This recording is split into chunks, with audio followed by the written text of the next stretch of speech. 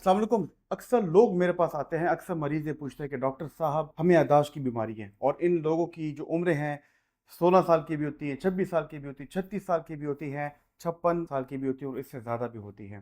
पहले तो याद रखिए, याददाश्त की बीमारियों के बारे में मैं जल्दी-जल्दी आपको बता दूँ। याददाश्त की बीमारी 2 किस्म की होती हैं। बूढ़े लोग, बुज़ुर्ग लोगों में भी होती हैं और जवान लोगों में भी होती हैं। मैं अभी जो बुजुर्ग लोग हैं उनकी बात करूंगा। मतलब अगर जो बंदा 50-55 साल से की उम्र ज़्यादा है और उसकी याददाश्त कमज़ोर है, तो ज़्यादातर देखा गया है कि उनमें डिमेंशिया की बीमारी होती है। डिमेंशिया याददाश्त की कमी को इंग्लिश में कहते हैं, हमारी नफ्सियात की टर्म में कहते हैं।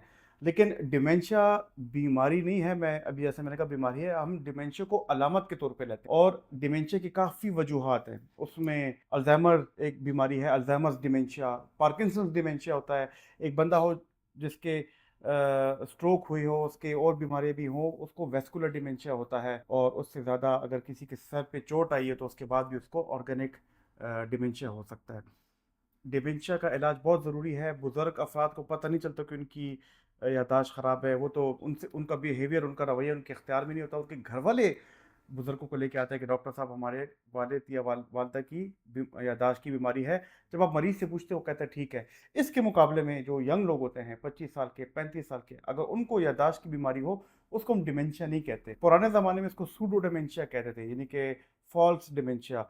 इसको हम ज़्यादातर कोई और टर्म इस्तेमाल करते हैं, लेकिन उनमें याददाश्त की बीमारी इस वजह से हो सकती है कि उनका अटेंशन और फोकस ख़राब हो। क्योंकि याददाश्त के लिए बहुत ज़रूरी है कि अगर आप अटेंशन दें, फोकस करें, तो फिर वो आपके दिमाग में बात रजिस्टर होती है और फिर वो आपकी शॉर्ट टर्म मेमोरी बनती है। तो जब आपकी फोकस और अटेंशन ही ख़राब होगी तो आपकी याददाश्त कैसे बनेगी?